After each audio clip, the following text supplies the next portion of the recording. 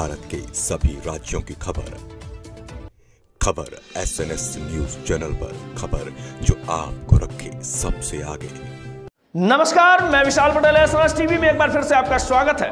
आइए रुक करते हैं कुछ खास खबरों की ओर और दिखाते हैं SNS टीवी की यह खास रिपोर्ट।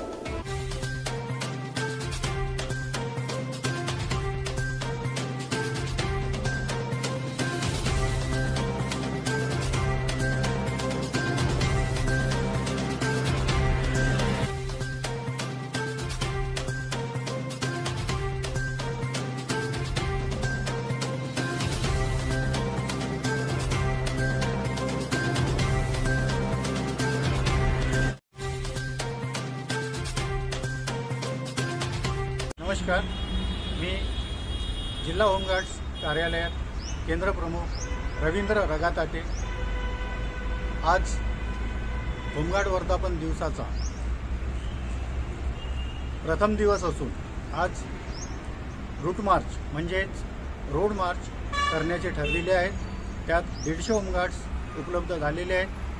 त्या सानिध्यातून आम्ही जो शहरात रूट मार्च करणार आहोत हे यासाठीच की जनतेला माहिती पडावं की होमगार्डसुद्धा पोलिसांच्या खांद्याला खांदा लावून कार्य करू शकतात आणि होमगार्डसुद्धा जनतेची सेवा करण्यात तत्पर आहेत। या उद्देशानं आजचा रूट मार्च, यानंतर आमचा जो कार्यक्रम ठरलेला आहे साप्ताहिक, म्हणजेच रक्तदान शिबिर, तसेच वृक्षारोपण कार्यक्रम, साफ स्वच्छता अभियान, तसेच आरोग्य तपासणी शिबिर, महिलांचं हे सगळे शिबिर आठवड्याभरात परिपूर्ण करणार आहोत। तरी जनतेने होमगार्ड्सला नेहमी सहकार्य करावे। शैलेश शर्मा के प्रशासकीय अधिकारी, जिल्हा समादेशक होमगार्ड कार्यालय भंडारा। आज हा जो आमचा होमगार्ड वर्धापन दिनाचा कार्यक्रम जो चालू आहे, 78वा होमगार्ड वर्धापन दिन साजरा करीत आहे। त्या निमित्ताने आम्ही आज रूट मार्चचे होमगार्डच्या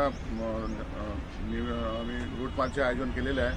हा रूट मार्च आमच्या त्रिमूर्ती चौकापासून आपला पोस्ट ऑफिस चौकापासून गांधी चौकपासून मुस्लिम लायब्ररी चौक इथपर्यंत जाणार आहे। हा होमगार्ड संघटना हे आमचे स्वर्गीय मोरारजीभाई देसाई यांनी 1946 रोजी या होमगार्ड संघटनेची स्थापना केलेली होती।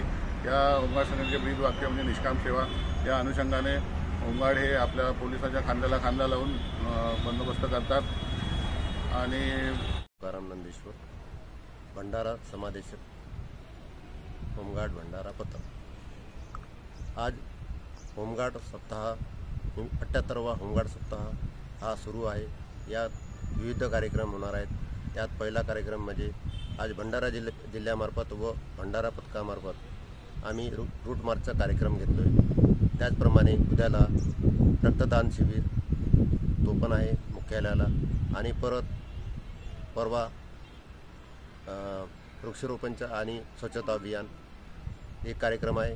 आणि त्याच्यानंतर आम्ही आरोग्य तपासणीचा महिलांचा एक कार्यक्रम घेणार आहोत। आणि या सप्ताहभरामध्ये आम्ही विविध कार्यक्रम आयोजलेले आहेत। ते आम्ही प्रत्येक नियोजनानुसार आम्ही ते पार पाडणार आहोत।